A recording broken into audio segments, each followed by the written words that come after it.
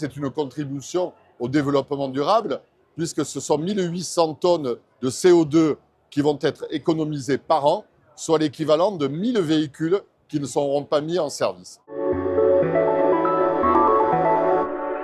La thalassothermie est un projet qui vise à aller puiser l'eau dans le port de la Grande Motte.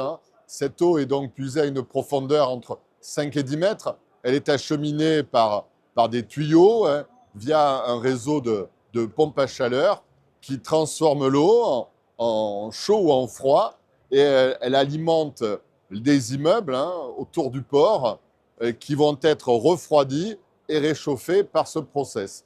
Un petit bâtiment de 200 mètres carrés a été construit qui contient des pompes à chaleur par lesquelles transite cette eau puisée dans le port, et des travaux ont donc eu lieu pour acheminer par tuyau l'eau au pied des immeubles.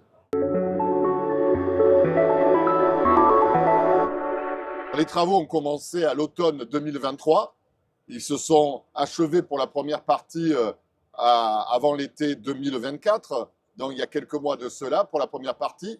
On a d'abord la société Dalkia a procédé à la première tranche dans le centre-ville et dans le quartier du Point Zéro, et la deuxième tranche qui a commencé depuis le mois d'octobre et qui va donc couvrir la partie ouest de la ville jusqu'au Palais des Congrès et le Pasino, eh bien, s'achèvera avant l'été 2025. Et au final, ce sont 1800 logements qui seront alimentés par ce process de refroidissement ou de réchauffement de ces appartements. L'ensemble des lieux publics de la ville également est concerné, puisque la mairie, les écoles, le Palais des Congrès, le centre culturel font partie du projet et seront donc aussi alimentés par la thalassothermie.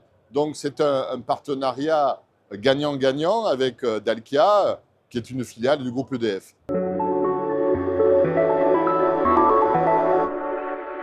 C'est après un appel à la concurrence que la société Dalkia a été choisie.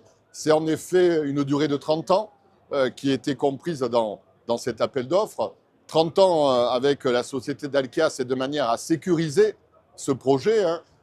C'est un partenaire fiable qui assure une sécurité à la ville de la Grande Motte, de manière à ce que les personnes qui vont bénéficier de ce process de réchauffement et de refroidissement, eh bien, sont assurées d'abord d'un gain, un gain économique sur leur facture d'énergie, et puis aussi c'est une contribution au développement durable, puisque ce sont 1800 tonnes de CO2 qui vont être économisées par an, soit l'équivalent de 1000 véhicules qui ne seront pas mis en service.